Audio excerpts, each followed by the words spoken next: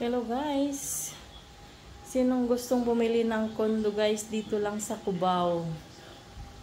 Ayan guys, ayan, ibibenta namin to guys. Ayan, may kasama na siyang ref, washing machine, stove. Ayan, may tawag nito,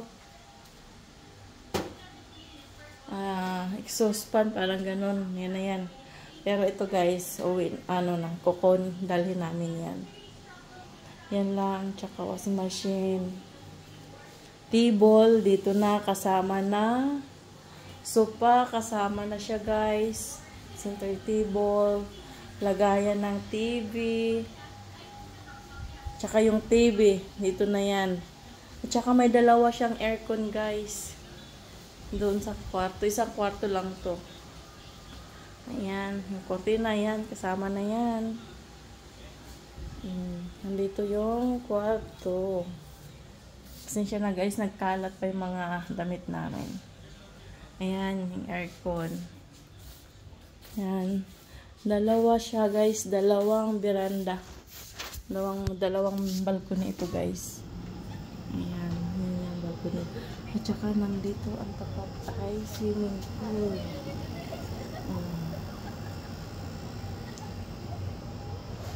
Tapat lang ay swimming pool na guys. Nasa ano lang kami, 5th floor. Ayan.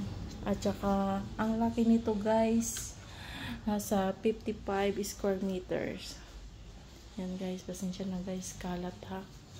Dahil talagang kami ay nagliligpit ng mga iuwi namin sa probinsya. Kaya hindi pa tapos. At saka ito pa, cabinet guys, iiwan namin. Dalawang cabinet at saka yung mirror, yung lagayan ng mga abubot. Yung bed, yan. Tsaka mayroon pang isa, sofa. Ayan. Hangiran. Ayan. Tsaka ito yung CR. Ayan guys, may heater na siya guys. Ayan sa baba. Lagayan. At saka nandito ako. Ayan, may mga lagayan ng mga abubot. Ayan. At saka may bidi na siya guys.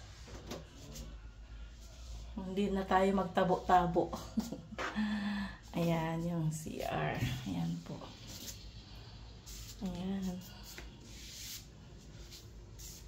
Ayan, bibenta namin guys kasi sayang din, hindi naman namin laging natitirhan kasi parang bakasyon na lang namin ito. Tsaka mula nung nagka-COVID, 5 years kaming hindi umuwi, kaya bago pa rin talaga siya. Siguro 6 months lang kami dito nakatira nung tinurn over sa amin nung 2018. Tapos, tumira kami ng 2018, 19. Wala na, hindi nakabalik. Hanggang ngayon na ulit. 2024 na. So, kaya yan ang plano namin ay ibibinta. So guys, kung sinong interesado guys, PM lang.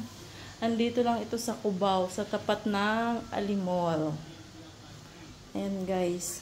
Ayan yung CR. Tignan natin sa labas, sa highway. Ayan. Ayan po sa labas guys.